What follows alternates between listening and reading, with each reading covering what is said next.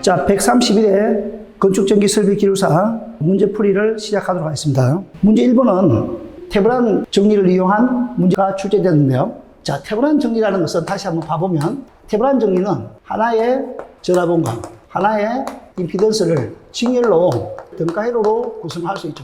이렇게 구성한다는 게 테브란 정리입니다. 이 전압원은 AB 단자에서의 전압이죠. 자, 전압이니까 이 VAB를 구해주면 될 것 같고요.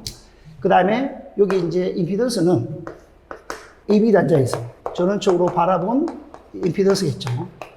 자, 이때 이 임피던스를 구할 때 우리가 이제 전압원은 어떻게 되냐면 당연히 제거하려니까 얘를 쇼트를 시키게 되죠. 전류원은 여기는 개방, 오픈 시켜야 여기 이제 전원 측을 전부 다 제거시킬 수 있죠. 전원을 제거시키기 위해서 자, 요런 어떤 작업들이 이제 선행이 돼야 된다. 이렇게 보시면 되고요. 1번 문제를 보시면 단자 AB에서 나타나는 전압과 단자 AB에서 본 전원 측의 임피던스를 구하고 테브란 정리를 이용해서 부하 측에 이런 임피던스를 AB 단자에 연결했을 때 부하 전류를 구하라. 요게 이제 키워드죠. 그죠? 자, 그러면 일단 이 AB 단자의 전압을 구해야 되겠죠. AB 단자의 전압을 구하기 위해서 자, VAB를 구하는데 자, 이거는 다시 한번 등가위를 그리면 이렇게 그릴 수 있죠. 여기 이제 J20이 돼 있죠. J20. 자, 그리고 여기 이제 J50 있고, 자, 이 부분을, 자, 이 회로랑 1호랑 AB 단자에서 봤을 때 병렬이죠. 그러니까 이렇게 놔도 아무런 문제가 없겠죠. J5에다가 J20. 이렇게 두고요. 이렇게 빼도 아무런 문제가 없다 이거죠. AB, 그죠? 자, 여기 이제 VAB 단자 전압을 구해야 되지 않습니까? 물론 여기 전압은 우리 여기 있는 200V 전압하고 동일하겠죠. 자, 여기서 200V에 자, 이렇게 되어 있습니다. 그러니까 여기 단자랑 여기 단자의 전압은 똑같으니까 여기 역시도 200V가 되겠죠. 그죠? 자, 그러면 우리가 요 단자 전압은 여기서 봤을 때 전압 분배 법칙을 통해서 AB 단자 전압을 구하면 VAB는 이렇게 구할 수 있죠. 전체 임피던스 J5에다가 플러스 J5 마이너스 J20 이렇게 되겠죠. 전압 분배 법칙에서 요 AB 단자의 전압은 J5에다가 마이너스 J20 이렇게 되겠죠. 그리고 200에 0V 이렇게 되니까 요거를 계산하면 요렇게 이제 300V가 나옵니다. 자, AB 단자 전압은 300V가 나오는 게 끝났죠. 자, 일단 이렇게 풀이가 되고요. 자, 그 다음에 AB 단자에서 본 이제 합성 임피던스를 구해야 되겠죠. 자, 합성 임피던스를 구하는데 우리가 이제 전압원을 쇼트를 아까 시킨다 했지 않습니까? 여기서 전압원을 이렇게 쇼트를 시키면 이 콘덴사 쪽에는 전류가 흘러가지 않겠죠. 왜냐하면 여기는 임피던스가 제로이고 여기는 임피던스가 2매 임피던스가 있단 말이죠. 그러니까 전류는 전부 다 어디로 흘러가냐면 이쪽으로 다 흘러가 버리니까 이 콘덴사는 마치 탈락된 회로와 동일하죠. 그죠? 얘는 탈락된 회로와 동일하다. 그래서 이놈을 다시 등가회로를 그리면 이런 식으로 이제 여기 이제 콘덴서가 있었지 않습니까? 여기 전압원이 있었는데 이 전압원을 이제 쇼트를 시켰죠. 전압원을 쇼트를 시키니까 이 콘덴서 쪽에는 전류가 흘러가지 않으니까 콘덴서 역시도 쇼트된 회로와 같다. 자, 그래서 우리 AB 단자에서 본 임피던스, 이 임피던스를 보면 여기랑 여기는 병렬이 되겠죠. 이 두 개를 병렬 계산하면 자, 봐보시죠. J5하고 J5-20. 병렬 계산할 때 밑에는 더해야 되겠죠. 그 다음에 분자에는 이 두 개를 곱해야 되겠죠. 요거를 계산하면, 75에다가 마이너스 J10이 나오죠. 그럼 양변에다가 다시 이제 JJ를 곱합니다. JJ를 곱하고 계산하니까 J에 7.5라는 값이 나왔습니다. Z가 7.5가 나왔죠. 자, 우리가 아까 문제의 조건에서 어떻게 주냐 하면, 부하에 C-J7.5라는 임피던스를 달았지 않습니까? 자, 그러니까 다시 한번 AB 단자의 전압 VAB 아까 여기 얼마였죠? 300V. 300V 있고 여기 아까 임피던스가 합성 임피던스를 구하니까 J에 7.5가 나왔죠. 10에다가 마이너스 J 7.5를 달았지 않습니까? 이렇게 달았으니까 자, 여기 흘러가는 전류를 구해보면, 그죠? 여기 직렬회로가 된 거죠. 여기 직렬회로가 되었으니까, 이때 흘러가는 전류를 구하면, 그죠? I는 전체, 여기다가 요거 두 개 계산하면 요거 없어지니까 10분의 전압은 300V 이게 되겠죠. 그 얘는 30A 이렇게 이제 나오겠죠. 이렇게 이제 답이 구해진다. 이렇게 보시면 쉽게 우리가 문제를 풀이할 수 있겠죠. 자, 2번 문제를 봐보도록 하겠습니다. 자, 2번 문제는 우리가 이게 감전 모형 등전이 본딩으로 이걸 항상 우리가 나온다고 예상을 했던 문제고, 비접지 국부 등전이 본딩은 말 그대로 접지를 하지 않죠. 접지를 하지 않는 그런 어떤 노출 도전부에 대해서 그걸 어떻게 하냐 하면 국부적으로 등전이 본딩을 시켜서 노출 도전부하고 개통의 도전부 있지 않습니까? 거기서 만약에 저런 파괴를 했다. 그랬을 때 그때 이제 인체 감전에 대한 보호를 하기 위해서 국부적으로 등전이 본딩을 한다. 그런 개념이죠. 물론 이제 여기 이제 우리 노출 도전부 자체는 비접지를 해야 됩니다. 비접지를 할 수밖에 없는 이유가 우리가 이제 병원이라든지 그죠? 그런 뭐 수술실 등등에서는 우리가 이제 실약이 발생됐다 하더라도 반드시 이제 회로를 잘라버리면 더 큰 위험이 발생될 수 있을 때, 즉 수술 중에 전원 공급을 차단시켜버리면 우리 환자를 지금 수술하고 있는데 전력 공급이 안 되면 더 큰 문제가 되죠. 그럴 때는 회로 자체를 비접지로 만들어서 그죠? 비록 실약이 났다 하더라도 강제적으로 우리가 전력을 공급하는 그런 회로에서 만약에 저런 고장이 났을 때 어떻게 하느냐라는 부분이죠. 그 부분에 대해서는 그 노출 도전부하고 접촉이 돼서 우리가 이제 감전이 될 수 있는 그 개통의 도전부 그런 부분들을 전부 다 이렇게 이제 등전이 본딩을 하면 우리가 이제 전이가 똑같기 때문에 감전을 방지시킬 수 있다. 그런 경우를 쓰라는 겁니다. 자, 등전이 본딩에 대한 개념에 대해서는 감전 보호용 등전이 본딩에 대해서 일단 간단하게 써주는 게 좋습니다. 그럼 위험 전압의 저감, 그 다음에 등전이를 도모하기 위해서 내부 시설의 기능을 보좌하고, 자, 인체 안전을 확보하기 위해서 감전 보호용 등전을 한다. 그렇게 보시면 되겠죠. 감전 보호용 등전이 본딩에는 크게 세 가지가 있습니다. 그 세 가지 중에서 요 비접지 국부 등전이 본딩을 쓰라는 거니까 이렇게 전체적으로 포매팅을 하고 난 다음에 이 비접지 국부 등전이 본딩에 대해서 집중적으로 답안지를 작성하는 게 좋습니다. 자, 비접지 국부 등전이 본딩은 여기 이제 저렴 고장이 났을 때 감전 보호에 대한 대책이다. 이렇게 되어 있죠. 자, 이게 이제 무슨 소리냐면 이런 거겠죠. 여기서 이런 식으로 이제 우리가 차단계 있긴 있겠죠. 차단계 있고 이게 이제 절연체가 있겠죠. 그럼 절연체도 우리가 시간이 지난다든지 경련 변화가 일어난다든지 등등이 되면 여기 이제 절연 고장이 발생될 수가 있겠죠. 자, 그럼 절연 고장이 났을 때 이쪽으로 누설 전류가 흘러나올 수 있겠죠. 그래 흘러나왔을 때, 자, 그러면 이게 지금 누전이다 말이죠. 누전이요. 누전이 발생되면 우리 일반적인 회로에서는 누전 차단기를 이용해서 여기 이제 회로를 차단시켜야 이게 이제 원활이겠죠. 그렇지만은 여기 장소가 어떤 장소냐. 여기 장소가 뭐 수영장이라든지 또는 뭐 병원이라든지 뭐 이런 곳에서는 전력 공급이 우선입니다. 그래서 이때는 회로를 차단하지는 않겠죠. 그래서 여기서는 ELB를 쓰지 않고 뭐를 쓴다는 겁니까? 예를 들어서요.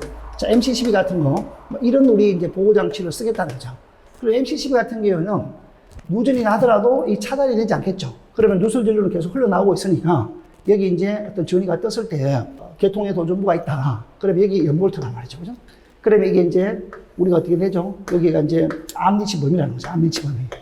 보통 팔을 뻗었을 때 2.5m 요 안쪽이지 않습니까? 그럼 암리치 범위 안에 이 사람이 요 개통의 도전부랑 노출 도전부에 접촉을 했을 때 이 감전에 우리가 있겠죠. 왜냐하면 V 빼기 델타 제로. 그러면 이 V라는 전압이 우리가 인체 허용 접촉 전압을 초과할 수 있겠죠. 이게 이제 일정한 시간 이상의 허용 접촉 전압을 초과한다. 그렇게 되면 이 감전에 우리가 있다 이거죠. 그래서 이 부분을 암리치 범위 안쪽에 있을 때는 반드시 등전이 본딩을 한다. 암리치 범위 밖에 있으면 굳이 안 해도 상관없겠죠. 자, 그래서 이 부분을 좀 상세히 봐보면 아까 여기하고 똑같은 설비죠. 여기에 이제 우리 이제 전기를 사용하고 있는 뭐 부하 설비가 있다. 그래서 여기 이제 누전이 발생됐다. 그러니까 이 부분이 개통의 도전부지 않습니까? 그러니까 이 두 개 사이에 전이가 아까 말씀드린 접촉 전압, 허용 접촉 전압 이상이 되면 여기 사람이 감전이 우리겠죠. 거기에 대한 보호를 어떻게 하냐 하면 노출 도전부 또는 개통의 도전부를 대지에 직접 접촉해서는 안 된다. 자, 여기 보시면 반드시 이 바닥이 저렴 바닥이 됩니다. 접지를 하면 안 된다는 거죠. 여기 이 부분을 접지를 하면 되냐 안 되냐. 절대 하면 되지 않는다는 거죠. 알겠죠? 여기도 역시 이제 접지를 하면 안 된다. 개통에도 전부나 이 노출되던 물을 대지에 접속하면 안 된다. 이런 내용들이 반드시 작성이 되어야 되고요. 그 다음에 대지로부터 절연된 바닥이라는 어떤 조건은 이런 조건입니다. 측정점에서 도전부와 바다 또는 벽 사이의 절연장이 설비의 공측연합이 500V 이하인 경우에는 50kΩ 이상, 그 다음에 500V 초과 시에는 100kΩ 이상의 전기저항 값을 갖는 경우를 말한다. 자, 이렇게 이제 개념을 잡아야 되고요. 그 다음에 욕조나 또는 샤워 욕조가 설치된 이런 장소에서는 비접지 등전이 번딩을 해서는 안 된다. 이런 내용들도 작성이 돼야 됩니다. 1번 문제 다시 한번 제가 봐보면 비접지 국부 등전이 번딩은 절연 고장에 대한 감전 보호 대책이다. 요 키워드가 반드시 있다 이랬죠. 그죠? 그 다음에 이제 저는 자동 차단에 의한 보호가 될 수 없는 경우, 아까 제가 말씀드렸죠. 여기 보면 접지를 하지 않는 경우에 대한 보호 대책이다. 왜 접지를 하지 않느냐? 아까 이유 말씀드렸죠. 수영장, 병원 같은 그런 데서는 접지를 했을 때 이 회로를 차단하는 게 더 큰 문제가 될 때는 접지하지 않고 이렇게 비접지 국부 등전이 본징을 통해서 감전보호를 한다. 요 내용이 이제 키워드입니다. 1번 내용, 2번 내용, 이런 내용들요. 그 다음 3번 문제는 전력계통에서 발생하는 고조파가 전기 설비에 미치는 영향과 저감 대책에 대해서 설명하시오. 이런 문제가 나왔죠. 이 문제는 사실 우리가 이미 예상을 했던 문제죠. 고조파에 대한 부분이 꼭 나올 거다.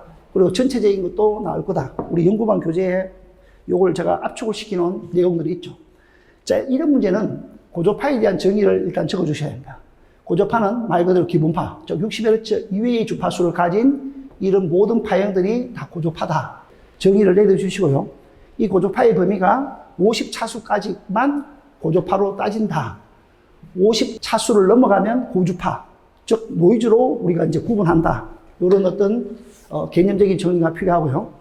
전기설비에 미친 영향을 봐보시면, 자, 통신선 쪽에는 정전, 전자유도작용. 특히 이제 전자유도작용이 더 큰 문제를 일으키죠. 이거는 우리가 거리를 이격해도 정전유도작용보다 더 크게 발생되죠. 그 이유는 얘는 자기력선에 의한 부분이고 얘는 전기력 쓰는 부분이고, 그죠? 자, 이 자기력선 부분은 시작도 끝도 없고 하기 때문에 차폐가 잘 힘들죠. 정전유도장애는 전기력선이 우리가 이제 뭐 집이라든지 뭐 어떤 물체가 있을 때, 물론 뭐 금속체 이런 부분도 마찬가지입니다. 그런 것도 더 쉽게 차폐가 되겠죠. 차폐가 잘 되는 성능이고, 이 차폐가 잘 안 되죠. 그죠? 그 이격에 따라서도 이거는 잘 우리가 저감되지만, 이걸 이격하더라도 저감은 되지만, 정전 유도보다는 잘 안 되죠. 자, 그런 부분. 자, 콘덴사에는 이제 공진현상이라든지, 콘덴사의 단자전압 상승, COC 전류 정대 등등의 이런 내용들을 적어주면 될 것 같고요.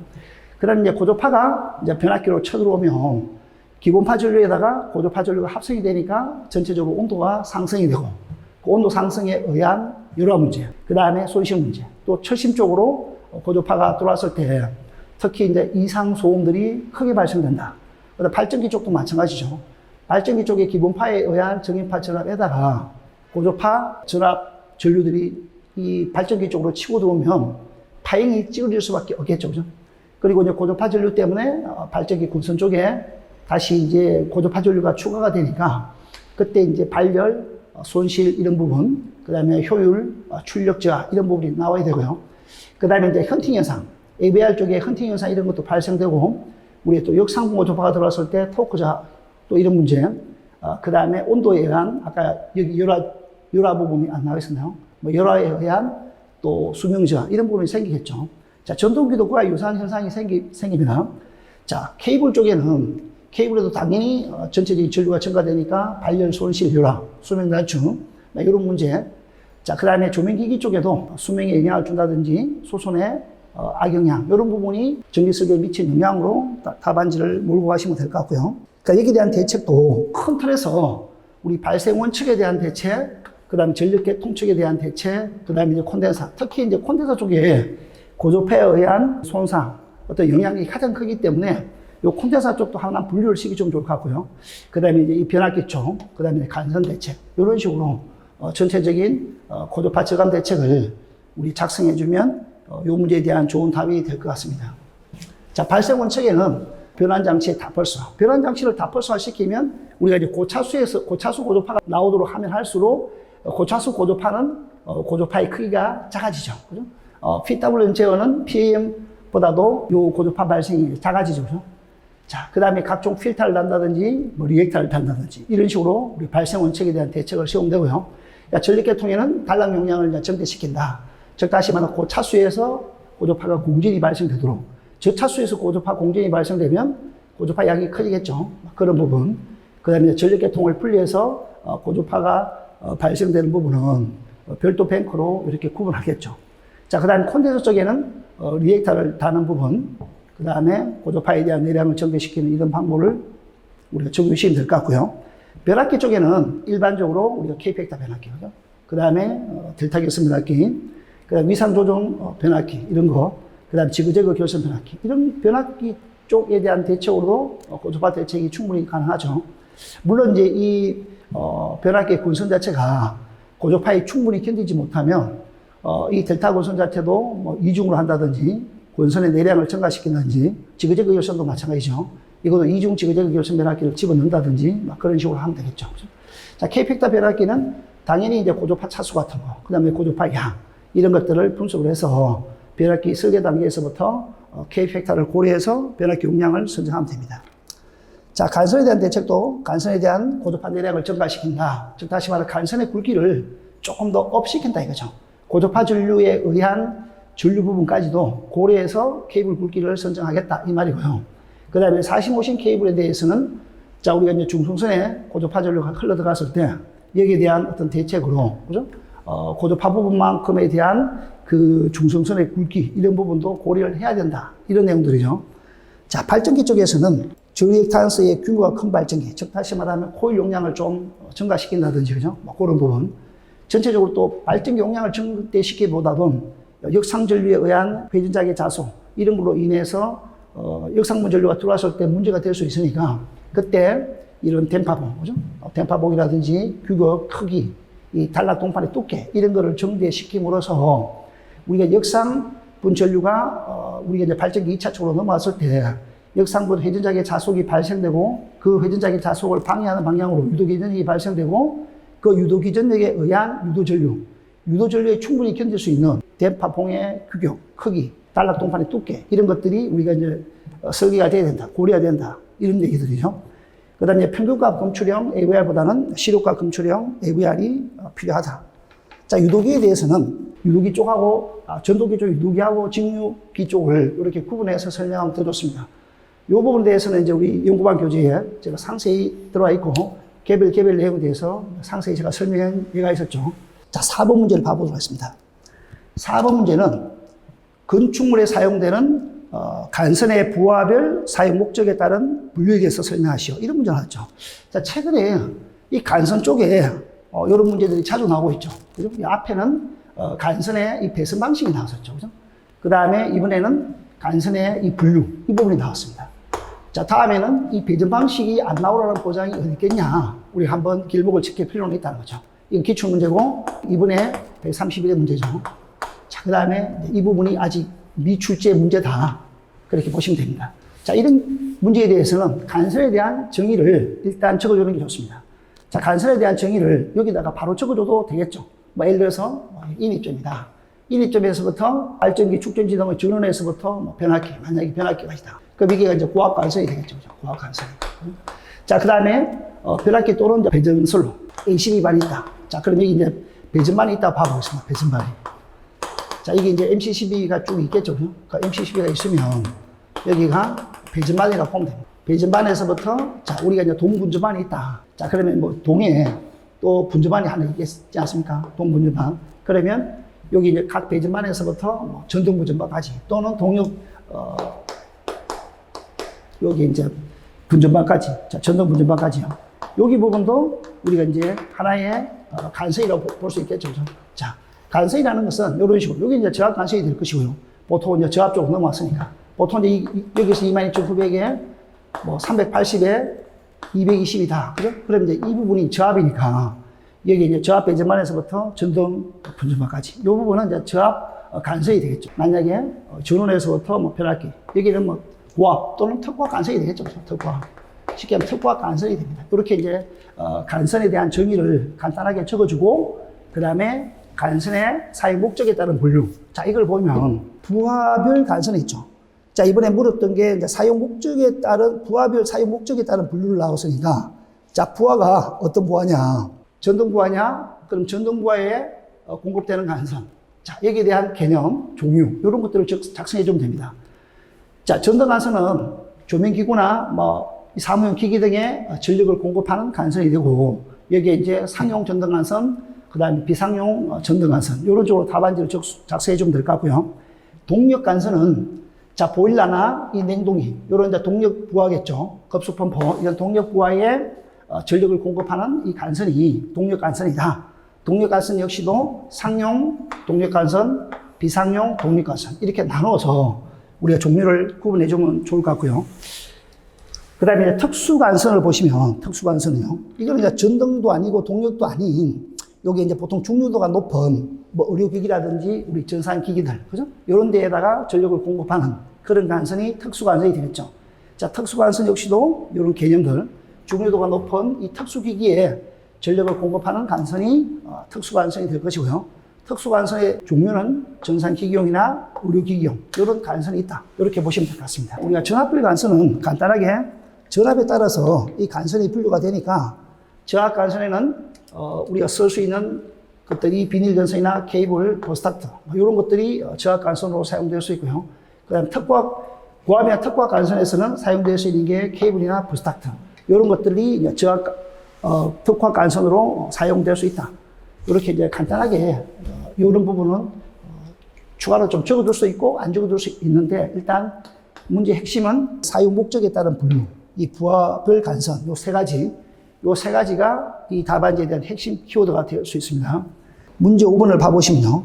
문제 5번은 직렬 리액터가 설치된 역률 개선용 콘덴사의 단자 전압 상승에 대해서 설명하시오, 이렇게 나왔죠.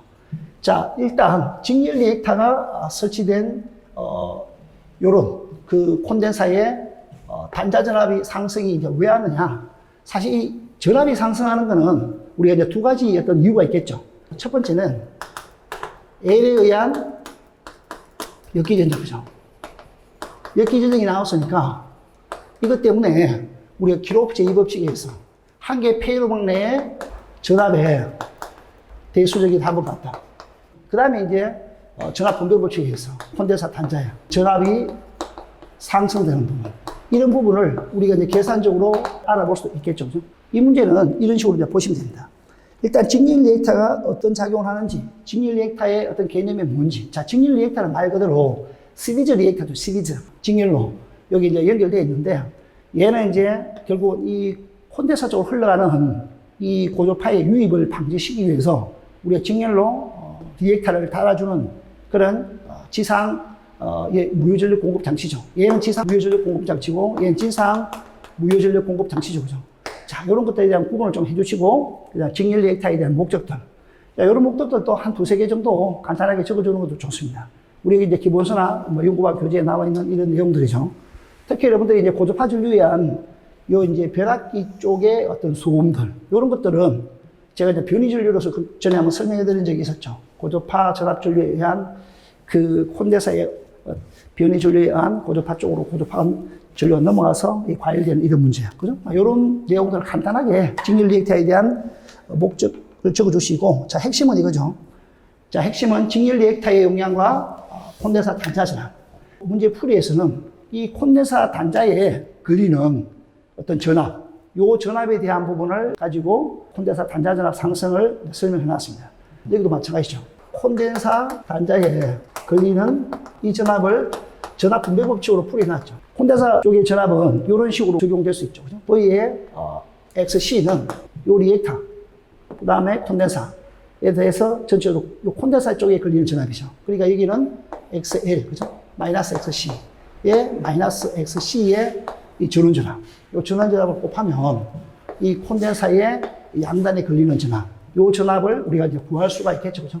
자, 그래서 요 전압에 의해서 다시 이제 양변에다가 어떻게 구하죠? 마이너스 XC를 이렇게 이제 나누죠. 이 XC를 나누면 이런 식으로 계산이 되고, 그래서 이제 이 전원 쪽에 고고조파가 자, 침입을 했다고 했을 때, 그럼 이 단자 전압이 얼마냐 이거죠. 상고조파가 침입하면 전압이 어떻게 되느냐. 요 리액터 용량이 콘덴서 용량의 6%가 되면 6% 값을 집어넣고 계산하면 약 1.06V, 약 한 6% 정도의 전압 상승이 발생되겠죠. 그다음에 상고조파에 대해서는 리액터 용량이 13%가 들어가니까 요 13%를 여기다 집어넣고 계산하면 약 1.15, 약 한 15% 정도 이렇게 이제 단자 전압이 이제 상승하는 이런 문제가 되겠죠, 그죠? 상고조파에 대해서는 크게 문제가 안 되죠. 요거는 전격 전압에 24시간 중에서 12시간이 됐어요. 여기 전격 전압에 곱하기 1.1배, 1.1배까지 사용할 수 있으니까 요거는 10% 범위 안에 들어오니까 문제가 없죠. 근데 요놈이 이제 문제가 되죠. 그러니까 이때 이게 문제가 되기 때문에 그러면 우리가 이제 내전압을 올릴 수 있는 그런 방법을 검토해 봐야 되고, 그러니까 그건 이제 기술적으로 우리가 메이커 쪽에서 그죠? 내전압을 향상시키는 방법이 하나 있을 거고, 여기 이제 사용 시간이죠. 사용 시간을 우리가 이제 축소를 시키면 우리가 이제 콘덴서야 단자에 걸 수 있는 전압을 이렇게 좀 더 올릴 수가 있죠. 그죠? 그래서 이제 사용 시간에 대한 억제, 단축 이런 걸 통해서 이 조파가 들어왔을 때 콘덴서의 단자 전압 상승 한도를 전격 이내로 낮출 수 있다는 거죠. 자, 그런 내용들에 대한 답안지를 쓰시면 됩니다. 6번을 봐보겠습니다. 6번은 배선용 차단기에 대해서 다음에 대한 설명을 하시오 이렇게 되어 있죠. 자, 배선용 차단기에 대한 특징을 지금 물었고요. 배선용 차단기에 대한 필요성, 그 다음에 이제 배선용 차단기에 대한 각종 어떤 용어, 이런 개념들을 물었습니다. 암페어, 프레임, 드립 자유, 회복 전압, 개극 시간, 투입 시간, 이런 것들을 물었죠. 이런 것도 좀 쉬우면서도 약간 신경을 써서 풀어야 된다. 이렇게 좀 보시면 됩니다. 배선용 차단기에 대한 특징은 여기 뭐 잘 알다시피, 그죠? 우리가 몰드 케이스드 서킷 브레이크 아닙니까? 이렇게 이제 각극 자체가 에폭시 수지로 이렇게 이제 함침이 되어 있죠. 그런 우리가 차단기다. 이렇게 보시면 되죠. 각극이, 그죠? 각극이 이렇게 있는데, 이게 이제 에폭시 수지로 함침이 되어 있다. 그래서 이 절연물의 내장에 대해서 안전하게 사용할 수 있는 이유가 이겠죠. 그죠? 자, 모든 기기구나 트립 장치들이 절연물에 내장되어 있어서 안전하게 사용할 수 있다. 그 다음에 이 차단이 되면 각극이 동시에 차단되죠. 그래서 이제 세상이 동시에 차단되기 때문에 결상이 오리가 없다. 차단될 때 세상 동시에, 그죠? 그리고 이제 트립 후에 우리가 이제 다시 재투입이 가능하죠. 그래서 이제 반복 사용이 가능하다. 자, 이런 부분요. 또 과부하고 탈락에 대한 보호가 가능하죠. 여기가 전류면 여기가 이제 탈락 보호가 되는 것이죠. 그럼 이 부분이 어떻게 되죠? 과부하 보호가 되죠. 이 부분은 시간이 되죠. 과부하 보호, 탈락 보호에 대한 어떤 특징을 가지고 있고요. 그 다음에 이제 MC12, 마그네틱 컨택터하고 이렇게 결합해서 자동 제어도 가능하죠. 뭐 이런 거 다 아시는 내용이니까, 그죠? 이 마그네틱 컨택터 있겠죠. 그 다음에 여기 이제 EOCR 같은 거 있고, 전도기 있겠죠. 그죠? 이 부분을 우리가 이제 문격에서 리모트 컨트롤 할 수 있죠. 자, 여기서 리모트 컨트롤을 통해가지고 마그네틱 컨택터를 원격지에서 온오프를 할 수 있죠. 이런 내용들이 이제 작성이 되면 되고요. 그 다음에 이제 이 차단 시간도 굉장히 빠른 편에 속하죠. 물론, 파워 표지에 비해서는 차단 시간이 늦지만 차단 시간도 굉장히 빠르다. 자, 이런 부분들에 대한 특징을 적어주면 될 것 같고요. 자, 이번 배선용 차단기의 필요성. 이런 부분이 여러분들이 조금 답안 작성하기가 조금 신경을 쓰셔야 된다. 자, 배선용 차단기가 이제 왜 필요하냐라고 하면 사실 배선용 차단기는 주 포인트가 간선이죠. 이 간선 보호입니다. 자, 배선용 차단기의 주 포인트는 첫 번째가 이 필요성이요. 어디로 방향을 맞춰야 되냐면 일단 간선 보호입니다. 간선 보호용으로 일단 타켓을 맞춰야 되고, 자, 두 번째는 전동기 보호. 아까 말씀드린 거죠. 유도 전동기. 그래서 우리가 가장 건축전기에서 많이 쓰는 유도 전동기로 봐보겠습니다. 유도 전동기요. 인덕션 모터요. 이 인덕션 모터에 대한 보호가 두 번째가 되겠죠. 그 다음에 이제 또 우리 MC11을 통해 가지고 이 TR 같은 거죠. 소형 TR 같은 거. 물론 대형은 아닙니다. 소형 TR 같은 거. 이런 거 보호할 때 우리가 이제 과부하나 탈락 이런 거 보호를 위해서 쓰죠. 근데 핵심적인 포인트는 이겁니다. 이거. 우리 간선 보호용으로 우리가 MC12가 반드시 필요하다. 여기에 대한 포인트를 우리가 중심적으로 작성을 해야 된다는 거죠. 그죠? 자, 그래서 저하복내 간선의 전원측 전로. 자, 저하복내 간선이죠. 이 간선의 전원측이다. 전원측에 저하복내 간선 보호를 위한 차단기, 즉 MC12가 필요하다. 요 내용을 적어야 되죠. 그림을 적어가지고. 그 다음에, 저하복내 전로의 이익구 가까운 곳에, 이익구 가까운 곳에 용이하게 개폐할 수 있는, 그죠? 용이하게 개폐할 수 있는 이 장소에 또 개폐기를 설치해야 된다. 자, 이런 부분요. 그 다음에 KC 기준에 의해서, 우리 KC 기준에 의해서 과부하 및 탈락, 보호에 대한 이런 어떤 보호장치 설치 기준이 있죠. 과부하에 대해서는 어떻게 달아라, 단락보호에 대해서는 어떻게 달아라, 이런 기준이 있습니다. 여기에 맞게 MC12, 즉 우리가 배선용 차단기에 대한 어떤 설치 기준을 지키면서 설치해야 된다. 이게 핵심적인 포인트입니다. 그 외에도 아까 말씀드린 전동기나 변압기 회로기의 어떤 단락. 과거보는 보통 이제 전동기 같은 데서는 우리가 이제 EOCR 같은 데 가죠. EOCR 여기서 이제 많이 하죠. 실질적인 단락은 EOCR에서 사실 우리 전자식 EOCR 같은 데서도 단락 보호를 하는 기능이 일부 메이커에 있습니다. 근데 그 주는 아니죠. 주는 이제 이 MC12 거기서 이제 단락 보호를 한다는 거고. 자, 이런 보호를 위해서 MC12가 필요하다. 이런 내용들을 작성을 해야 됩니다. 그 다음에 이제 암페어 프레임은 요거는 우리가 내가 수업 시간에 자주 설명했던 내용들인데, 그죠? 요거는 이제 같은 혁명으로 제작할 수 있는 최대 어떤 전격 전류다. 자, 이렇게 돼 있고요. 요거는 배선용 차단기의 크기를 좌우한다. 예를 들어서, 자, 우리가 이제 예를 들어서 이게 100A, 프레임에 100A 트립 전류가 있을 수 있고요. 그 다음에 75A 트립 전류가 있을 수 있고, 50A 트립 전류가 있겠죠. 만약에 250이다. 250A 프레임이다. 근데 얘가 트립할 수 있는 이 트립 쪽이죠. 요거는 이제 프레임 쪽이죠. 이 프레임입니다. 그러니까 얘가 250A 트립이 될 수 있고, 뭐 225A 트립이 될 수 있고, 뭐 그렇죠. 그죠? 뭐 예를 들어서 175A 트립이 될 수 있고. 요런 거는 이제 차단에 대한 부분이고, 트립에 대한 부분이죠. 어떤 그 형식, 어떤 사이즈에 대한 그런 부분입니다. 아시겠죠? 여기 이제 제품의 크기에 대한 부분, 이것들이 이제 암페어 프레임이다. 이렇게 좀 보시면 될 것 같고요. KS에서 정의하는 암페어 프레임은 뭐냐라는 거죠. 이거는 전격 전압, 절연 성능, 차단 용량 등 차단기의 중요한 기능을 동일한 크기에서 구현 가능한 최대 전격 전류 값을 이렇게 이제 뭐라고 나타냅니까? 암페어 프레임이라고 나타낸다. KS에서 이 암페어 프레임을 정의하는 것은 이렇게 돼 있다. 그러니까 이런 것도 여러분들이 작성해주면 상당히 좋은 답이 될 수 있습니다. 자, 그래서 이제 아까 제가 말씀드린, 예를 들어서 말씀드렸던 그런 내용들요. 그 암페어 프레임하고 암페어 트립에 대한 부분을 이렇게 3분 항목에서 조금 구분해서 적어주면 더 좋을 것 같고요.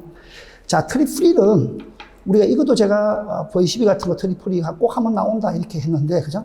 여기 이제 MC12에서 이제 트립 프리가 나왔죠. 트립 자용. 어떤 것 중에서도 무조건 하고 접촉자가 통전 중이라 하더라도 일단은 트립이 오면 트립이 우선되는 게 이제 트립 프리지 않습니까? 자, 우리 핸들의 기능에서는 핸들의 온오프 기능, 뭐 이런 등등의 기능이 있죠. 거기서 핸들이 이제 온 돼 있다. 즉 통전 상태에 있다 하더라도 사고가 발생되면 차단기는 트립이 된다. 이게 이제 트립이 우선되는 거, 이런 것들이 트립 프리죠. 그죠? 자, 그런 내용들이 작성이 되면 되고요. 회복 전압은 차단기 양단자 간에 차단하고 난 다음에 이제 원래의 회복 전압으로 돌아가죠. 뭐 예를 들어서 이런 우리 MC10에서는 다 이런 내용 아시지 않습니까? 여기 이제 전류 파인이다. 전류가 이렇게 됐을 때 전압이 이렇게 있다. 그럼 우리가 이제 TRV 같은 거 생기고, 트랜지션 투 리커버리 볼테이지 생기고, 과도 진동적으로 생기죠. 이 TRV가 어떻게 생기는지 아시고 있죠? 계통에 포함되어 있는 그 L과 C의 과도 진동으로 해서, 그죠? 이런 TRV가 발생되고, 요게 이제 회복 전압 아닙니까? 원래 전압. 요 회복 전압을 이렇게 수렴하죠. 요게 이제 TRV, 과도 회복 전압이고, 이게 이제 회복 전압이죠. 요걸 나타내는 겁니다. 차단 직후에, 여기 이제 차단이죠. 차단기를 차단하고 난 다음에, 차단 직후,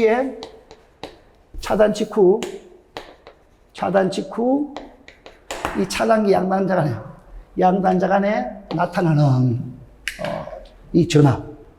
이 이제 회복 전압이다. 자, 개극 시간은요, 이걸 말 그대로 이제 오픈되는 거죠, 그죠? 오픈될 때 걸리는 시간이다. 그러니까 페로 상태에 있는 이 차단기의 트립 코일이, 자, 여자되는 순간. 여자돼서 이제 이 접촉자가 이렇게 이제 원래 이 통전되고 있는 상태 아닙니까?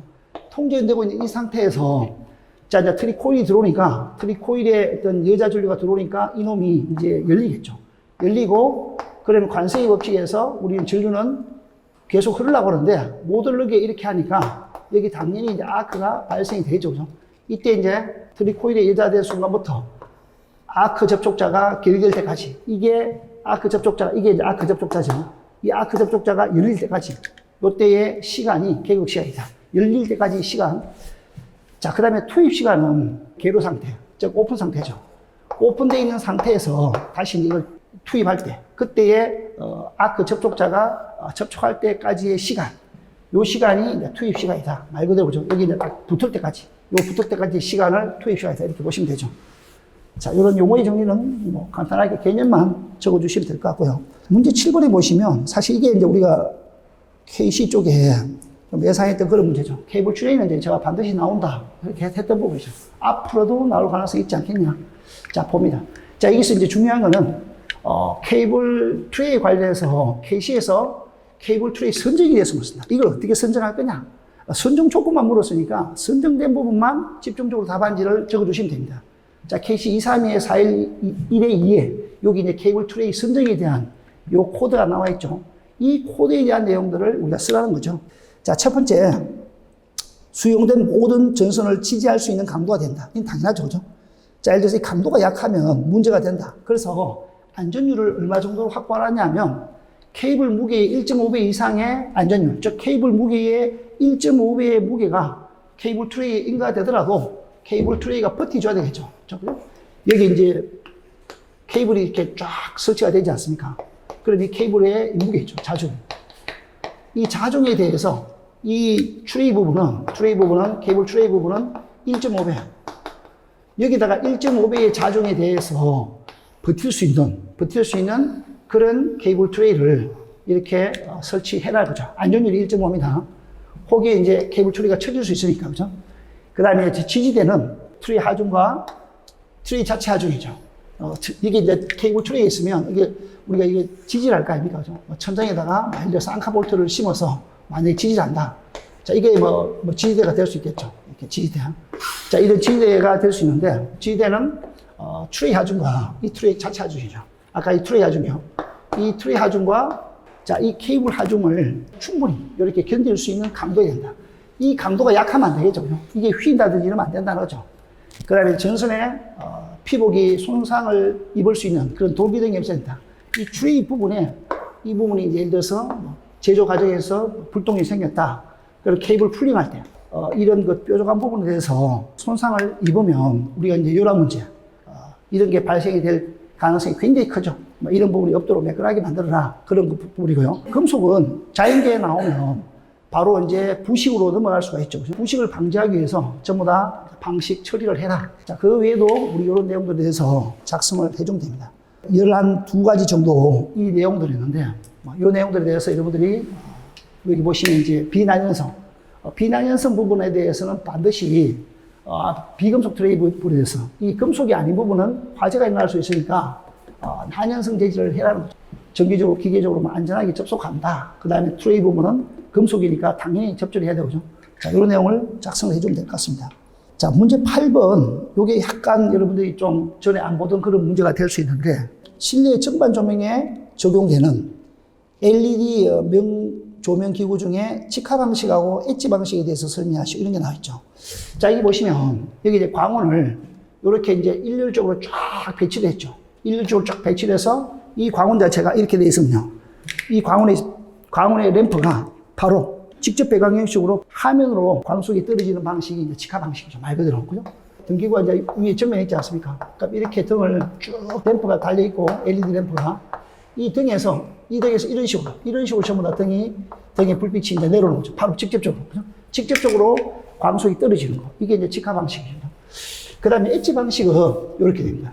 여기 이제 사이드에 말 그대로 엣지라는 거는 말 그대로 가장자리죠. 가장자리.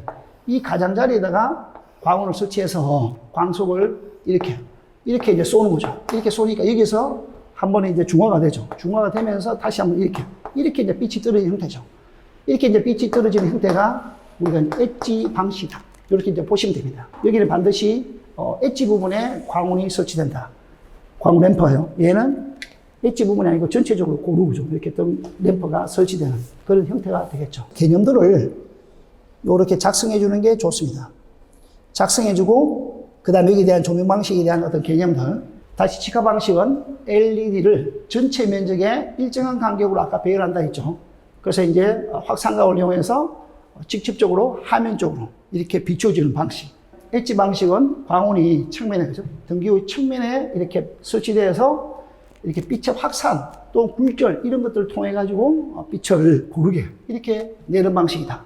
우리가 이 방식은 어떤 개념적으로 보면 직접 조명 방식의 어떤 개념에 가깝고 이 부분은 간접 조명의 어떤 개념에 가깝죠. 그래서 이거는 조도가 굉장히 높다. 이거 조도가 상대적으로 낮다. 그리고 빛의 어떤 그 빛이 직접광이 내려오니까 아무래도 우리 작은 면에 직접적으로 빛이 내려오니까 효율이 높다. 이렇게 보면 되죠. 그죠? 요건 상대적으로 낮다. 이렇게 보시면 되고요. 그러니까 전력 소비도 요건 상대적으로 엣지 방식에 비해서 높다. 이건 좀 낮다. 이렇게 보시면 되고. 유지보수도 이게 간단합니다. 가격도 요게 조금 고가의 이런 특징을 가지고 있다. 이런 특징 부분에 대해서 좀 작성을 해주면 됩니다. 그리고 장점에 대해서 이 장점은 빛이 바로 내려오니까 광량이 많고, 그죠? 빛의 직진성이 강한 이런 장점이 있는 데 비해서 이 부분은 중간에 빛이 한번 이렇게 섞였죠, 그죠? 빛이 한번 중화비에서 다시 내려오니까 이게 이제 눈부심 같은 거, 그 빛이 눈부심이 없다는 거, 빛이 부드럽다는 거, 그죠? 막 이런 어떤 특징이 있습니다. 자, 이런 내용들을 작성을 해주면 좋을 것 같습니다. 자, 문제 1-9번. 육상 및 수상 태양광 설비에 대하여 다음을 설명하시오. 나와 있죠. 자, 요거는 우리 연구반 교재 3권에 다 있는 내용들이고요. 그 다음에 수상 태양광 부유 방식에 따른 두 가지 분류. 요거 역시도 우리 연구반 교재에 제가 토표로 비교해 있는 게 그대로 있죠. 그죠? 자, 요즘 이렇게 문제가 보면 약간 사이드 있는 게 좀 많이 나오고 있습니다. 자, 육상 태양광하고 수상 태양광에 대한 비교를 봐보시면, 육상은 말 그대로, 그죠? 땅에다가 설치되는 거죠. 그죠? 얘는 물, 그죠? 우리가 이제 호수나 바다, 이런 데다 설치되는 태양광이 이제 수상 태양광이다. 물 위에, 그죠? 자, 이렇게 보시면 되고, 이 육상 태양광에 대한 특징은 이거 공간 확보가 좀 어려운 부분이 있죠. 그 다음에 또 넓은 대지 면적이 필요하다. 그래서 우리가 막 산을 깎는다든지 이런 부분도 있고, 그죠? 자, 또 이제 부지 매입이라든지 이런 부분이 좀 발생이 되는 게 있습니다. 수상 태양광은 우리가 이미 쓰고 있지 않는 댐이라든지 저수지 이런 데, 그죠? 그 유휴 수면을 우리가 활용을 하는 이런 특징을 가지고 있다. 자, 여기서 보면 육상 태양광은 음영 회피 지역에 대한 제약이 발생된다. 음영이 이제 들어오는 이런 게 있겠죠. 주위에 어떤 장애 요인들이 있기 때문에. 이건 수상 태양광 쪽은 우리 호수나 바닷가 쪽에 음영을 발생시킬 수 있는 소지들이 굉장히 적죠. 그래서 제약 요소가 적다. 이렇게 이제 보시면 되고요. 그 다음에 육상 태양광은 기반 시설로 우리가 토목구상 등이 필요하죠. 왜냐하면 산을 깎는다든지, 그죠? 또는 아니면 건물 위에다가 구조물을 또 설치해야 되는 이런 문제가 있기 때문에. 그 다음에 수상 태양광은 그런 기반 시설이 불필요하다. 바로 물 위에다가 설치를 하면 되니까. 대신에 이제 이 부력체를 설치해야 되는 이런 문제가 생기죠. 그죠? 자, 발전 효율도 상대적으로 얘는 온도가 높으니까, 지방 온도가 높으니까 온도가 높아지면, 주위 온도가 높아지면 효율은 떨어질 수밖에 없겠죠. 전력 생산은 적게 나올 수밖에 없습니다. 요거는 이제 수상 대비해서 수온에서 온도를 낮춰주는 그런 작용을 하기 때문에 발전 효율이 높다. 이런 효율 문제를 좀 적어주면 좋을 것 같고요. 환경 문제도 여기는 우리가 산을 깎는다든지 그렇기 때문에 환경 훼손 우려가 좀 크죠. 그 다음에 또 각종 민원 문제 이런 것도 당연히 발생되고 있고요. 그 다음에 이제 수상 태양광은 환경 훼손이 거의 적다고 볼 수 있죠. 육상에 비해서.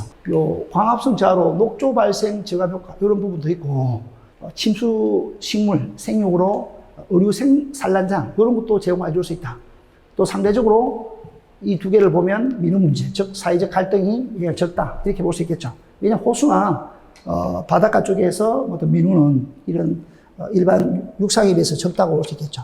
자, 그 다음에 수상 태양광의 부유 방식, 이 부유 방식은 뭐냐면 물 위에 띄우는 부유체죠. 이 부유체를 어떻게 쓰느냐, 말 그대로 지금 여기 보시면요, 이 프레임을 다 짭니다. 보통 이 알루미늄 프로파일 같은 거 있지 않습니까? 이런 것들은 그냥 차에 싣고 가는 거죠. H빔 같은 거 되어 있는 거 있지 않습니까? 이 H빔 같은 걸 딱 되어 있거든요. 보통 알루미늄 구조물로 되어 있는 구조물들을 이 아예 싣고 갑니다. 여기다가 태양광 이 모듈 같은 거 이걸 설치하면 되겠죠. 이 프레임을 이미 우리가 이제 차에다가 싣고 호숫가에 가가지고 이 밑에 보면 이제 부력체가 다 달려있죠. 여기 이제 알루미늄 이 구조물이고요. 밑에 보면 이게 부력체가 달려있어요. 부력체가. 부력통 같은 거. 이 부력통도 아예 만들어 오는 거죠. 이미 가공 다 해가지고 이거랑 다 싣고 가가지고 여기서 이제 이 태양광 모듈을 여기 이제 설치를 하는 그런 타입이죠. 그러니까 요거는 이제 그런 타입이라고 보시면 되고요. 그 다음에 이거는 피 재질로 되어 있는 부력통 있죠. 이 부력통하고 그 다음에 이제 부유체, 이 부유체죠. 이 부유체하고 이 부력통, 부력통 위에다가 그냥 뭐를 설치하냐 하면 여기 이제 모듈을 설치하는 거죠. 태양광 모듈을 위에 설치합니다. 그러다 보니까 얘는 지금 보면 각도를 이루고 있지 않습니까? 이렇게. 얘를 각도를 이루고 있는 이런 타입이고 구조물로 되어 있고요. 같이 이제 알루미늄 프로파일 같은 이런 알루미늄 구조로 되어 있고, 이제 부력통은 똑같겠죠. 이 부력통은 다 똑같습니다. 이렇게. 부력통은. 이제 구조물을 이렇게 구조물을 씌워놓고 여기다가 우리가 모듈을 이렇게 설치하니까 아무래도 그죠? 이 경사각이, 이게는 일정한 경사각이 나오죠. 이 경사각이 지금 맞죠? 그러다 보니까 이거 두 개를 딱 보면 발전 효율이 벌써 이게 좋다는 게 우리가 알 수가 있죠. 그죠? 이 개념적인 거는 이제 이런 식으로 설치가 돼 있다. 이렇게 보시면 되고, 프레이밍의 장점이 뭐냐면, 모듈 경사각을 이렇게 33도까지 이렇게 설계를 할 수 있다 보니까, 요게 이제 우리나라에서 보면 평균적으로, 그죠? 이 경사각을 이룰 때 발전율이 가장 좋다는 거 아닙니까? 그죠? 이렇게 이제 모듈 각을 딱 설계를 해서 발전율을 좋게 할 수 있다. 자, 그게 비해서 요거는 이제 경사각이 높지 않으니까 일단 발전율이 좀 낮다. 상대적으로 이제 이 건설 비용이 프레이밍에 비해서 이 부력 일체이 건설 비용이 좀 낮다는 건 뭐냐면, 이 밑에 이제 아까 이 재질 있죠. 이 모듈을 이 지지하는 이 폴리에틸렌 재질, 이 부분이랑 뭐 부력통, 부력통은 똑같다고 보면 여기 결국은 폴리에틸렌 재질하고 이 부분이죠. 이런 어떤 구조물에, 모듈을 설치하는 구조물의 어떤 그 차이로 인한 가격이다. 이렇게 보시면 됩니다. 건설 비용은 좀 이렇게 높죠. 하지만 얘는 발전율이 높다는 거. 얘는 건설 비용이 좀 낮은 데 비해서 발전율이 좀 낮다. 적용을 보면 국내에 이걸 지금 하고 있죠. 당진 쪽이나 이런 데 보면 돼 있다고 나와 있습니다. 이거는 보면 뭐 일본 같은데, 일본에 지금 적용이 내가 있다. 이렇게 돼 있고, 국내에는 뭐 아직 이렇게 잘 뭐 적용하지 않는다. 할 예정이다. 국내에는 이 어떤 부력 일체형 방식을 뭐 적용할 예정이다. 이렇게 나와 있죠. 요건 지금 현재 국내에 지금 적용하고 있죠. 적용 중이고, 미국 같은 데도 지금 적용을 하고 있는 부분이고요. 미국이나 이태리 같은데, 이태리 부분에도 여러 나라도 이걸 지금 적용을 하고 있고요. 일본에는 이제 이런 부분을 한 몇 군데 적용하고 있는 걸로 문헌에 나와 있습니다. 자, 문제 10번에 보시면 초전도 현상에 대해서 초전도 현상의 다음을 설명하시오. 자, 초전도의 원리, 그 다음에 마이슨의 효과, 자, 조셉슨 효과가 나옵니다. 자, 초전도의 원리는 요 세 개의 인계 상태, 요 세 개의 인계 상태에서 반드시 이제 초전도가 일어난다. 이걸 BCS 이론이라고 하죠. BCS 이론이 뭐냐면 바덴, 쿠퍼, S가 쉐이프인가요? 쉐이프, 그 사람 3명의 어떤 그 이름을 따가지고 이 초전도 현상이 일어난다. 이런 걸 적어 놓은 거죠. 자, 이 세 개의 인계 조건에서 두 개의 전자가 코프상을 이룰 때 저항이 제로가 되는 초전도 현상이 일어난다. 자, 요 내용을 좀 답안지에 적으면 더 좋을 것 같고요.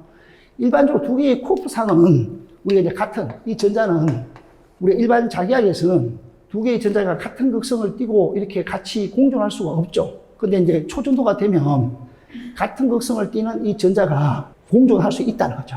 이거는 제가 나중에 수업 시간에 좀 설명을 해드리겠습니다. 뭐 간단하게 설명하면 이렇게 있는 거죠. 우리가 이제 양이온 있죠. 양이온이죠. 양전화가 있으면 양전화는 음전화보다 훨씬 무겁죠. 훨씬 무거운데 이렇게 이 전자가 이렇게 지나가면 양이온이 들어올 거 아닙니까? 그럼 이게 들어옵니다. 그럼 이 부분이 이렇게 지금 일률적으로 이 배치되어 있는 상태에서 이 전자하고 양이온이 이제 진동을 하고 있죠. 그 진동 현상에 의해서 우리가 이제 뭐가 발생된다? 포노 현상이 있습니다. 포노 현상. 이 포노 현상하고 쿠프상, 이 쿠프상 이론이 초전도 현상에 적용된다는 거죠. 그러니까 이 부분이 지금 양이온이 지금 이렇게 있지 않습니까? 그럼 전자가 딱 이동할 때 이게 약간 부분적으로 이렇게 될 수 있겠죠. 이런 식으로. 여기 있는 양이온들이 약간 이런 식으로 이제 부분적인 어떤 그 양이온의 밀도가 클 수 있죠. 그럼 이미 이제 이 전자가 지나갔지 않습니까? 전자가 지나갔는데, 예를 들어서 새로운 또 이렇게 이제 전자가 또 들어왔을 때, 그죠? 이 들어왔을 때 봐보십시오. 그럼 마치 이 전자에서 봤을 때는 이 양이온하고 전자는 잡아 당기고 있죠. 반대극성이니까. 반대극성이 잡아 당기고 있는데, 이 전자 입장에서 보면 마치 이 전자가 같은 극성의 전자가 이렇게 같이 근접해 있는 걸로 이렇게 보이는 거죠. 이 그림은 매우 짧은 거죠. 그죠? 이렇게 이제 돼 있다는 거죠. 이런 현상이 우리가 쿠퍼 현상이다. 이렇게 보는 거죠. 쿠퍼 현상. 자, 이게 좀 이따가 뒤에 보면 또 조셉슨 효과에 쿠프 현상에 대한 부분이 이제 적용이 또 되는 부분이죠. 자, 그렇다. 일반 자기약에서는 이렇게 될 수가 절대 없습니다. 이런 현상들이 초전도에서는 반드시 일어난다. 그리고 초전도는 여기서 반드시 세 개의 인계 조건입니다. 이 조건 하에서만 반드시 초전도가 일어나고, 한 개라도 이 인계 조건에서 벗어나면 바로 이제 상도체가 됩니다. 저항이 이제 발생이 된다는 거죠. 그죠? 그래서 이제 양이온하고의 어떤 충돌, 이런 걸로 인해서 이제 저항이 발생되는 영역이 이제 다시 발생이 되는 거죠. 그죠? 자, 그리고 초전도 쪽에서는 여기 보시면 인계온도, 이온도. 여기 이제 일반 도체에서는 온도가 올라가게 되면 당연히 그죠?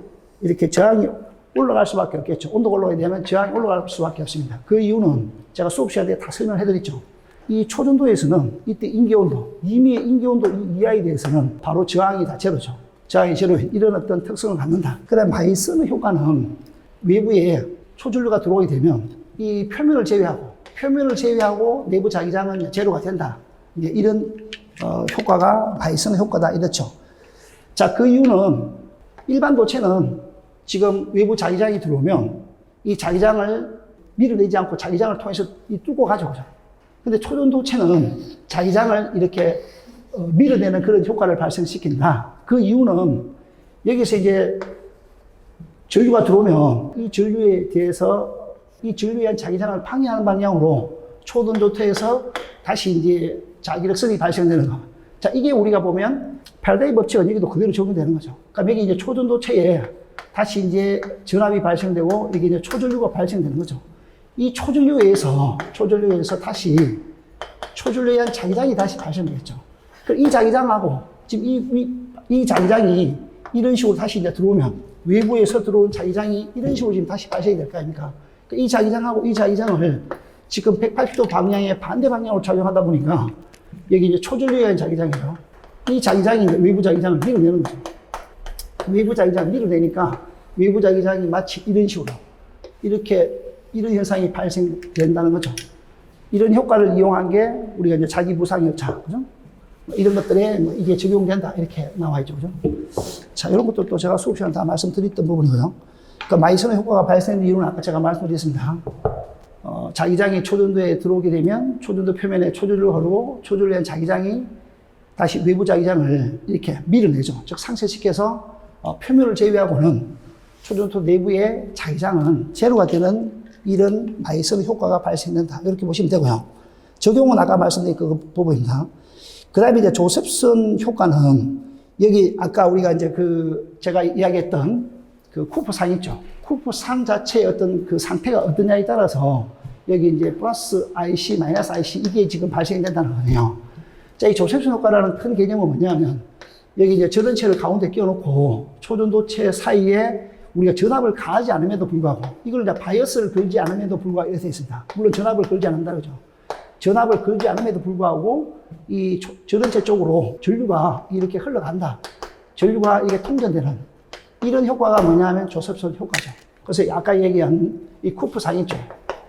쿠프상에 따라서 여기 이제 이런 그죠? 이 전류들이 이런 조셉슨 전류들이 이런 식으로 발생이 될 수 있다는 거죠. 여기 전압을 걸지 않으면 일반 우리 도체나 전원체에서는 여기 전압을 걸면 여기 전원체이면 절대로 전류가 흘러가지 않죠. 절대로 전류가 흘러가지 않습니다. 그러나 초전도에서는 여기 이제 전원체를 끼워놓고 전압을 가하지 않음에도 불구하고 이렇게 이제 전류가 흘러가더라. 그 이유가 바로 이제 쿠퍼상 때문에 그렇다. 쿠퍼상의 배열이 어떠냐에 따라서 이렇게 이제 조셉슨 전류가 흐르고 이 전원체 막이 있죠. 이 전원체 막의 두께가 쿠퍼상의 영역 범위 안쪽에 있지 않습니까? 그러니까 쿠퍼상의 영역 범위 안쪽으로 이 전원막 자체가 얇게 되어 있다든지 이렇게 되면 우리가 이제 전류가 흐를 수밖에 없는 그런 형태가 됩니다. 제가 요 이제 쿠퍼상하고의 그 거리, 이 부분하고 전원체 이 부분은 제가 수업 시간 때 다시 한번 상세히 그림을 그려가지고, 쿠퍼상의 그 영역 범위 있죠. 이 영역 범위하고 전원체 두께에 대해서 다시 한번 자세히 설명을 해드리겠습니다. 일반적으로 전원체는 우리가 이제 저온 초전도체일 때는 마이크로메타 이걸 쓰죠. 그 다음에 고온 초전도체일 때는 나노메타 이런 어떤 그 두께를 사용합니다. 그러니까 이 두께가 어마어마하게 작은 거죠. 이 그림에 보면 좀 커 보이지만 실제로 보면 마이크로파라스는 10의 마이너스 6 메타입니까? 메타. 얘는 10의 마이너스 9승배다. 매우 얇은 어떤 저런막이다 이렇게 보시면 됩니다. 이런 저런막을 통해서 전류가 흘러가는 현상, 이걸 이제 조셉슨 효과라고 한다. 자, 조셉슨 효과는 이렇습니다. 대단히 얇은 저런막 사이를 두고 두 개의 초전도에 바이어스를, 즉 전압을 걸지 않음에도 불구하고 두 초전도 사이에 절연층을 통과하는 전류가 흐른다. 이 통과하는 이유가 아까 제가 말했던 쿠퍼상의 그 영역 범위 안쪽에, 쿠퍼상의 영역 범위 안쪽에 이 절연막 두께가 형성되어야만이 가능합니다. 만약에 쿠퍼상 영역 범위 바깥으로 절연막이 더 크다. 절연막이 더 큰 경우에 절대로 이런 현상이 발생될 수 않는다는 거죠. 아시겠죠? 자, 여기서 보면 우리가 이제 일정한 전류까지는 전압이 걸리지 않죠. 이 전류를 더 올려버리고요. 이 전류를 더 올려버리면 이렇게 전압이 발생했죠. 여기도 마찬가지입니다. 여기서 일정한 전류 이상으로 지금 전류를 돌리죠. 전류를 돌리면 이렇게 전압이 이렇게 발생되는 이런 효과도 발생이 되더라라는 거죠. 자, 이런 것들도 뭐 나왔고요. 자, 11번에 보시면 배터리 관리 시스템, BMS의 기능에 대해서 설명하시고 나와 있죠. 자, 이런 거는 BMS에 대한 어떤 개념, BMS가 뭐냐? 배터리 매니지먼트 시스템이다. 자, 이렇게 보시면 되겠죠. 이 BMS는 우리 에너지 자동차나 전기 자동차에도 적용이 되는 어떤 그런 어떤 시스템인데, 자, 여기서 보시면요. 이거는 보통 배터리 시스템 안에 들어가 있습니다. 배터리 패키지 안에 들어가가지고, 보통 이제 이 배터리 패키지 안에 들어가 있죠. 이렇게. 뭐 경우에 따라서 이게 이제 뭐 소방 설비도 들어가 있는 경우도 있고요. 이런 패키지 안에 들어가가지고, 여기서 이제 센서 같은 게 들어가 있어서 배터리에 대한 전압 전류, 그죠? 온도, 이런 것들을 우리가 이제 검출할 수 있죠. 검출해서 배터리의 상태가, 최적의 상태가 유지되도록 하고, 배터리 교체 시기라든지 뭐 문제점이 발생되면 사전에 발견해서 사고를 방지시키는 시스템이 배터리 관리 시스템이다. BMS다. BMS에 대한 개념을 반드시 이제 알고 계셔야 된다. 그리고 전체적으로 구성도가 이렇게 된다. 그죠? 자, 우리가 배터리하고 PCS 사이는 충방전이 일어날 수 있겠죠. 그러니까 여기 이제 배터리 상태를 BMS에서 항상 감시를 하죠. 감시를 하고, 그 다음에 BMS에서 감시된 내용들을 주면 여기서 BMS에서 PCS 쪽으로 들어갈 수 있겠죠. 자, 컨트롤러 쪽을 통해서 BMS에 있는 컨트롤러 쪽에서 이 BMS 쪽으로 아까 감시된 이런 내용들을 전달을 시키는 그런 형태가 된다. 자, 전체적으로 BMS에 대한 구성 장치들을 이걸 간단하게 이렇게 언급해주고, 그 다음에 여기 이제 BMS 이 부분에 대해서 집중적으로 답안지를 적어주는 게 좋다. 항상 여러분들 답안지 작성할 때는 전체적인 큰 틀을 제시를 하시고, 그 다음에 주어진 문제에 대해서 상수를 하는 게 더 좋은 답이 될 수가 있습니다. 물론 이 BMS에 대한 기능을 바로 작성하는 것도 좋은 방법이 되지만, 일단 이렇게 구성하는 게 더 좋은 방법이 되지 않을까 봅니다. 자, 이때 이제 BMS에 대한 구성도를 제가 간단하게 이것만 끝내도 됩니다. 이렇게 끝내야 되는데, 조금 더 요 BMS 각각의 BSS를 구성하고 있는 이런 거에 대해서 조금 더 적었는데, 요 부분 좀 빼고, 그죠? 요 부분만 적어도 충분하다. 그 다음에 이 BMS에 대한 기능들, 통신 기능, 모니터링 기능, 그 다음에 분석 기능, 계산 기능, 셀 밸런싱 기능. 왜냐하면 이 셀 간의 전압 차이가 맞지 않으면 안 되겠죠.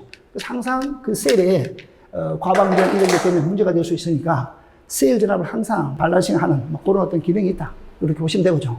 그 다음에 과충전, 그 다음에 과방전 보호, 그 다음에 과전류 차단 기능, 그 다음에 단락 보호 기능, 이런 기능도 BMS에 있다. 자, 핵심적인 내용은 3번 항목입니다. 이런 3번 항목을 중심적으로 작성하는 게 좋은 답안이 될 수 있습니다. 자, 12번 IoT 기반 스마트 조명 시스템에 대해서 설명하시오. 사실 이번에 우리 문제는 IoT를 예상을 했었죠. 한전 시스템 배전 쪽 공가 시스템들, 우리 케이블 관리하는 그런 부분 등등에 우리 전력 시스템 쪽 물론 조명도 있었죠.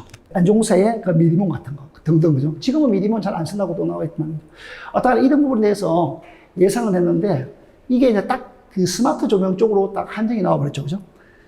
자, 간에 뭐 이 IoT 이런 부분은 IoT에 대한 어떤 개념을 간단하게 적어주고요. 그 다음에 구성도를 그려주고, 그 다음에 제어하는 거, 뭐 이런 것들을 작성하면 좋을 것 같습니다. 자, IoT 기반 스마트 조명 제어 시스템이 뭐냐라고 하면, 이 IoT라는 이런 정보통신 기술을 기반으로 이런 사물과 사물, 여기서는 뭐 조명기구와 조명기구, 그죠? 또는 조명기구와 뭐 통신장비, 이런 것들을 인터넷으로 연결해서 사람과 사물, 사물과 사물 간의 정보를 교환하고 상호 소통하는 인프라, 이게 이제 IoT다. IoT에 대한 정의를 적어주고요. 그 다음에 IoT 기술을 기반으로 우리가 지능적이고 정교한 조명제 시스템이 이제 가능해질 수 있다. 이렇게 보시면 되겠죠. 자, 그리고 이제 구성도를 여기 제가 어떤 자료에 나와 있는 걸 그대로 좀 올려놨는데 이거를 여러분들이 이제 뭐 이렇게 다 작성하기 어려우면 여기가 조명이 있다. 조명 기구든지 이렇게 있다. 그러니까 여기 이제 뭐 센서가 있을 거 아닙니까? 답안지에는 실제로 이렇게 적기 힘드니까 여기 이제 센서를 통해서 이제 센싱을 하겠죠. 그죠? 그러면 여기서 이제 뭐 통신망이 있을 건데 여기 이제 플랫폼이 있습니다. 그럼 이 플랫폼을 통해서 이제 데이터 같은 거, 데이터 분석 이런 게 있을 수 있겠죠. 뭐 이런 데이터 분석이 될 수 있을 거고 여기 또 이제 데이터베이스 같은 거, 이 데이터베이스가 또 있을 거고요. 데이터베이스 같은 거, 데이터베이스. 그 다음에 또 다시 이제 여기서 우리가 이제 관리 시스템들, 그죠? 이 모니터링하는 시스템죠. 뭐 관제소라 할까요? 이렇게 구성도로 그리면 되겠죠. 그래서 이 조명하고 조명 기관에 뭐 여기다 이제 센서를 다 설치하겠죠. 그죠? 자, 센서를 설치하고 이제 통신 장비들을 여기다가 이제 연결합니다. LTE라든지 통신 장비들을 연결해서 이 조명 기구들을 이게 가로등이면 가로등, 그죠? 여기 이제 실내등이면 실내등 이런 식으로 해서 이제 이 광원들을 조명 기구들을 이제 감시 저하겠죠. 그죠? 전체적으로 이제 계통이 구성된다라고 보시면 되고요. 여기 이제 통신망이 있고 여기 밑에 보면 이제 센서가 있죠. IoT에 센서가 있습니다. 이 센서하고 이걸 통해서 이 기구하고 기구끼리 또는 이 장비하고 장비끼리 이렇게 센싱이 될 수 있고 여기하고 여기도 이렇게 센싱이 될 수 있도록 IoT를 구성한다는 거죠. 전체적으로 디밍도 할 수 있고 막 이렇게 이제 100% 디밍을 할 수 있고 여기 단계별로 이렇게 디밍도 가능할 수 있고 문격에 설치되어 있는 조명 기구들에 대해서 이제 제어를 한다 이거죠. IoT 제어를 그죠. 자, IoT에 대한 구성 및 기능에서 구성도를 간단히 그려주고 조명 제어 환경 정보를 수집하거나 요걸 제공하는 웹서버를 지금 관리망으로 지금 하고 있다. 그 외에 내외부 인터넷 연결, 보안을 위한 게이트웨이, 그 다음에 스마트 기기, 센서 간의 정보를 교환하기 위한 인터페이스, 이걸 통해 가지고 자동 조명을 설정할 수 있다. 이런 내용들을 좀 적어주면 좋을 것 같고요. 그 다음에 이 IoT를 하기 위해서는 반드시 이제 통신 인터페이스가 필요하겠죠. 그죠? 우리가 잘 아는 이 달리 이런 것도 통신 인터페이스로서 IoT에 적용할 수 있다. 뭐 그 외에도 블루투스나 뭐 직비라든지 와이파이 이런 걸로 할 수가 있다는 거죠. 자, 그렇게 보시면 되고 이제 이 적용이 이제 실내 조명, 그다음에 실외 조명. 아까 제가 말씀드린 실내 조명 쪽에도 적용을 할 수 있고 실내 조명에는 지능형 가로등 관리 시스템이나 또 이 야외 조명이나 대형 무대 이런 데다가 우리 IoT를 적용할 수 있다. 이런 내용들을 작성하면 좋은 답이 될 수 있을 것 같습니다. 자, 13번 문제는 좀 간단한 문제가 나왔죠. 그죠? 이건 아주 기본적인 문제가 나왔는데 전격 용량이 이제 75kV이고 퍼센트 임피던스가 3%, 3.5%인 이 단상 변압기 두 대를 병렬 운전했을 때 이 부하를 150kV를 접속했다. 그럴 때 각 부하의 부하 분담을 구하시오. 자, 요거는 임피던스가 적은 쪽이 우리가 이제 전류 분배 법칙에 의해서 전류가 많이 들어갈 수밖에 없겠죠. 그죠? 그래서 이 임피던스가 작은 쪽에 부하 분담이 많이 걸리니까 당연히 동일한 변압 용량 75kV 두 대에 대해서 임피던스가 낮은 쪽이 이제 과부하원전이 된다. 그 내용이 되겠죠. 자, 여기서 이제 각 변압기의 부하 분담을 계산해 보면 여기 이제 변압기 용량은 75 똑같다 했죠. 그러니까 여기 TR1은 3%, TR2는 3.5% 이렇게 되겠습니다. 그러니까 TR1의 부하 분담은 전류 분배 법칙을 적용하면 되겠죠. 그래서 이 TR1번 쪽이 반대편, 요 임피던스 쪽이요. 요 임피던스에 대해서 부하 분담, 요걸 곱해주면 80.7, 뭐, 요 정도 나오고요. 그래서 약간 이제 75kV에 대해서 한 5.76 정도, 요 정도 과부하 운전이 되고 있죠. 그 다음 TR2번은 반대편, 그죠? 반대편 임피던스니까 전체 임피던스 분지 반대편이 3%죠. 요거 3%에 대해서 150%를 적용하니까 69.23 정도. 그러니까 요거는 지금 과부하원전이 되고 있지 않죠. 자, 임피던스가 낮은 쪽이 과부하원전이 되고 있다. 그래서 여기가 과부하원전이 되지 않으려면 어떻게 되냐면 여기 이제 부하 용량을, 그죠? 과부하원전이 방지되기 위해서는 여기 이제 아까 부하 용량을 얼마를 달면 75kV 범위 안에 들어오냐. 요걸 계산하면 부하 용량을 여기 150kV가 아니고 139.28kV를 달면 여기가 아까 80 얼마가 나오지 않고 75kV로 딱 돼서 과부하원전이 되지 않는다는 거죠. 자, 그런 내용들을 답안지에 쓰면 됩니다. 그 다음에 이제 TR1번이 이제 과부하를 되지 않게 하기 위해서는 임피던스를 똑같이 맞춘다. 그 다음에 부하 용량을 감소해서 운전시킨다. 그 외에도 이제 기타 실계통에서 부하 용량을 감소시키는 방법이 있습니다. 요런 것들 한 두세 개 정도 이렇게 적어 주시면 되겠죠. 자, 이렇게 해서 1교시 문제를 우리가 풀이를 해봤습니다.